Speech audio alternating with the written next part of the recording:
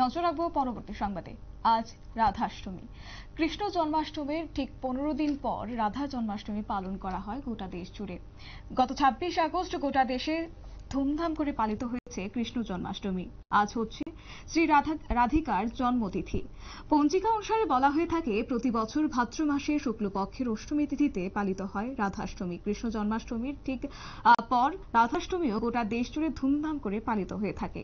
সেক্ষেত্রে ব্যতিক্রমী নয় রাজ্যেও ঠিক একই চিত্র লক্ষ্য করা গেল। আজকে শহর আগরতলার বিভিন্ন মন্দিরে রাধাষ্টমীর আচার আচরণ নিয়ম নীতি মেনে পালন করা হয়েছে মহা ধুমধামে। শহর আগরতলার ইসকন মন্দিরে আজকে বিশেষ পূজার্চনারও আয়োজন করা হয়েছে এবং সারা দিনব্যাপী বিভিন্ন ধর্মীয় অনুষ্ঠান এই ইসকন মন্দিরে অনুষ্ঠিত হবে। কি রয়েছে বিস্তারিত শুনুন।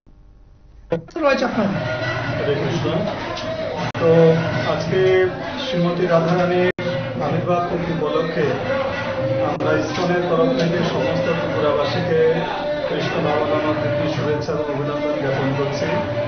তো আজকে এই রাধা রানীর শুভ আবির্ভাব তিথি উপলক্ষে সারাদিন আমাদের মন্দিরে প্রোগ্রাম রয়েছে। সকালে মঙ্গল আরতির পরে আমাদের মন্দিরে বিভিন্ন ধরনের উপাচার হয়েছে এবং আমাদের সকাল 9টা থেকে সেখানে ভগবান শ্রীকৃষ্ণ এবং রাধারানীর উদ্দেশ্যে কীর্তন মেলা শুরু হয়েছে। আপনারা যেরকম দেখছেন জাস্ট প্রোগ্রাম শুরু হয়েছে। তো মহাঅভিষেক প্রোগ্রামের পরে রাধারানীর শ্রীচরণে পুষ্পাঞ্জলি হবে, ভগবানের চরণে পুষ্পাঞ্জলি হবে এবং তারপরে রাধারানীর লীলা মহিমা সম্পর্কে কীর্তন করা হবে। আমাদের প্রভুজিরা রাধারানীর মহিমা কীর্তন করবেন, আমরা সবাই আমাদের শ্রীমুখ থেকে রাধারানীর মহিমা শ্রবণ করব এবং আমাদের ভক্তি জীবনে রাধারানীর কি গুরুত্ব রয়েছে, রাধারানীর কৃপা আমাদের কেন প্রয়োজন সেই সম্পর্কে মূলত প্রভুজিরা বলবেন এবং তারপরে সবার জন্য পুষ্পাঞ্জলির পরে সবার জন্য মহাপ্রসাদের ব্যবস্থা রয়েছে। তো তার আগে ভগবানের অভিষেক প্রোগ্রামের পরে মহাআরতি অনুষ্ঠিত হবে।